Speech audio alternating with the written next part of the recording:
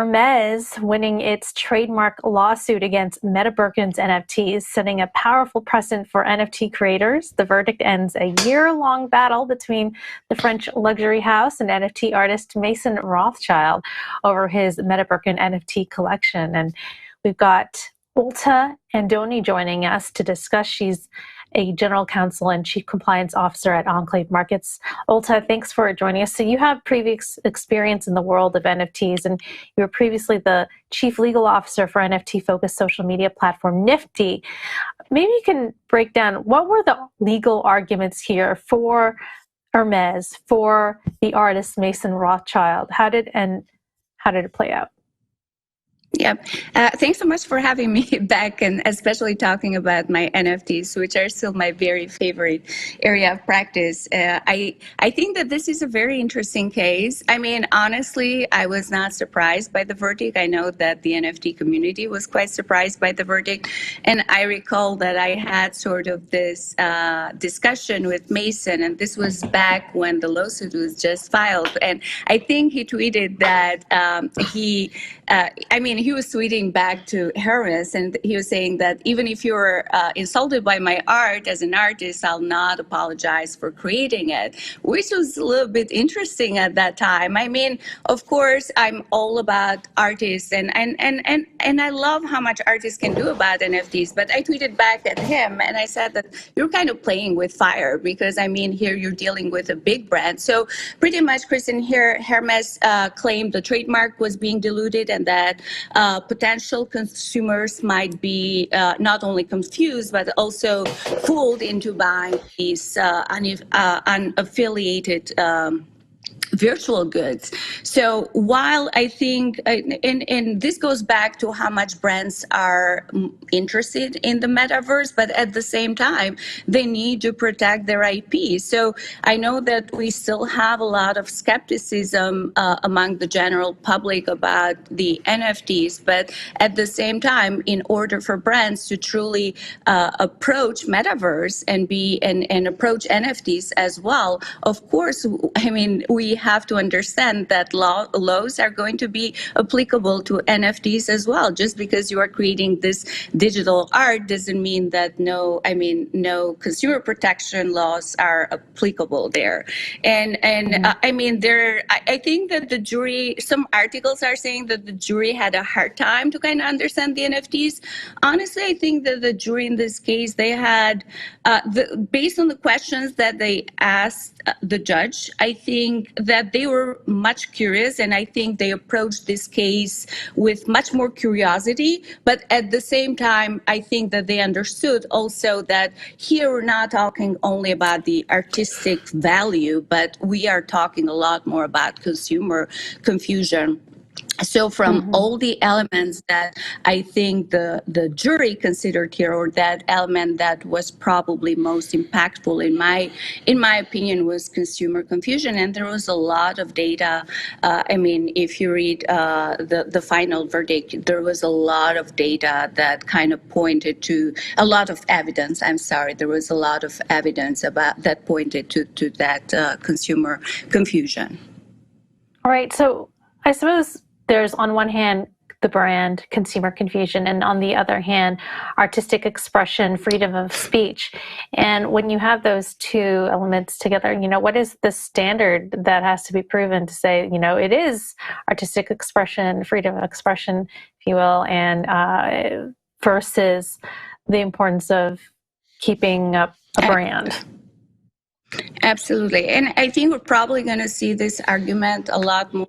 I think, I mean, there's so many interesting cases that we're going to have potentially this year heard by courts. But I mean, in my opinion, NFTs are so much more than just assets for capital gains. And not only they allow the digital artists to gain that recognition that they so much deserve, but also be able to claim that recognition. But at the same time, I'm just wondering, what's the difference, for instance, between, you know, Campbell's Soup and Andy Warhol? You know, he did photos or painted images of Campbell's soup, and then that seemed to be okay.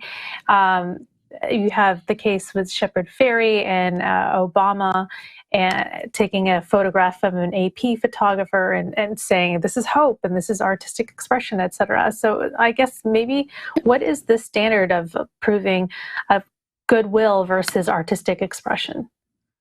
Yes, and that's a great question, Kristen. I mean, in the Campbell soup cans, I think that there is a lot more artistic relevance there, but at the same time, there is not so much sort of piggyback on the reputation of the firm. And why do I say that? So if you read this verdict very closely, I think that the main angle of this decision was analyzing the artistic relevance of Metabirkins, right? But there was so much evidence there that the real intent of Mason Rothschild was to piggyback not only on the reputation, but this was for his own economic benefits. So, I mean, some data that I can bring here is just that pretty much every NFT was priced at $450, and then he also received, I think, if I'm not mistaken, a 7.5% of secondary sales. And also, I think that the IP counsel, or I mean, who represented Hermès, he pointed to a lot of evidence that the real intent of Mason Rothschild was going to be to benefit and to benefit from the reputation, from the famous brand as Hermès, but at the same time, I think that he was promoting this on various social media, channels. So, I mean, in this particular case, it wasn't only about the artistic relevance, in my opinion. It was mostly the intent that was behind, this whole project. And compared to Andy Warhol and Campbell's soup, in which case Andy made Campbell's soup cooler than it was. Exactly. Right, but it was a statement. It was a statement. I mean, this is a situation that, if I'm gathering correctly, I mean, he's defending himself, and you're saying he's being disingenuous. He's just saying, "Oh no, this is art. This is really art." Yeah. You know, But do you think that I'm this sorry is to admit that, but I think so. Yes. Sorry. Go ahead. It's quite a lively debate. Yeah. Right, but I mean, are we seeing this repeatedly in the NFT space because the brands have been slow to act in creating these NFTs, and you might see artists and creators jump into the void to take over brand identities and brand names? Do you think that this stops that from other artists from trying to profit off of brands that haven't been quick to start NFTs? Honestly, I don't think that this decision is going to stop that sort of behavior, but I do expect that we're going to see some changes in behavior from big brands and also from artists. I mean, one good lesson to be learned from this case is that at the end of the day, I mean, brands are approaching NFTs, are approaching digital art, but at the same time, they do care about their own reputation, especially famous and well-known brands like Hermès in this case. So this is super important, even for artists to remember. If you have that right licensing, with this specific brand, that's perfectly fine. But just thinking that a quick disclaimer or a very short disclaimer for this specific project was supposed to kind of put Rothschild on the safe, I don't think that is a good argument at all. And definitely we're going to see a lot of more cases about this. I mean, personally, I don't think that this jury verdict, because this is jury verdict in a district court case, so it only decides the dispute that is not actually precedential for future dispute. Now, can Rothschild sort of appeal this? He can still appeal this jury verdict and the district court decision. We call this not judgment notwithstanding the verdict. But even if it goes to the Second Circuit, I'm not sure if Second Circuit really is going to care a lot about this particular case. In my opinion, I'm much more excited about not a new, but upcoming Supreme Court case that is pretty much on some similar arguments. Is this another example, though, of just an area of crypto that's just really confusing, and the guidelines and the sort of things that you're not supposed to do are a little bit unclear, and you sort of have a little bit of like a regulation by enforcement approach where it's like, all these people are doing this stuff. Some people get caught, some people don't get caught. And, there's just not really clear rules of the road when you start out to actually know what you can and can't do. That's a great question. And I hope we're going to see a little bit more of these cases. And I personally do not like the regulation by enforcement, but I think we need some precedent for courts in order to establish some principles, especially when artists are trying to work with big brands.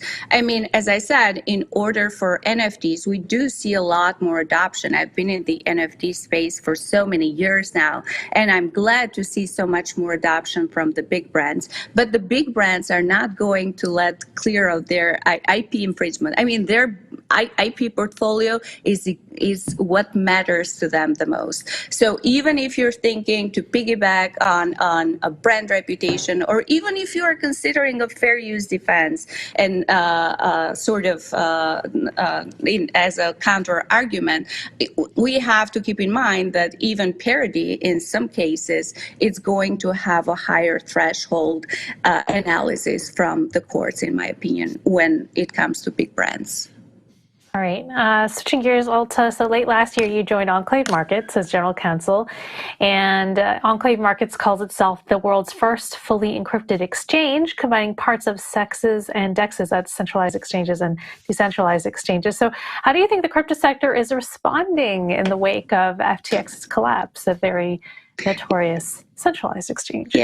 Yeah, I'm just so excited, Christina, about this exchange. And when I jumped on board, this is a subsidiary of Ava Labs, but it's been quite an interesting ride. And of course, we're very much impacted from the FTX fallout. But I think this is sort of this is sort of a silver lining for the model of our exchange. So our exchange combines the world of traditional and decentralized finance through its facts. And I mean, there is so much more to talk about fully encrypted exchanges, but pretty much it's an exchange that is governed by code, specifically written to prevent front-running, what happened with FTX, the misuse of user funds, the stop-loss hunting, and also a lot of more malicious behavior. So our exchange is built entirely on a secure enclave that prevents any single party, including the exchange operators itself, from controlling customer funds or even tampering with the code base. So it's a very exciting model, and we have had a great response from the community. So I'm very excited to continue with Enclave Markets. Well, Olta, congratulations on your new journey, and thanks for joining us this morning. That was Enclave Markets General Counsel and Chief Compliance Officer Olta Andoni.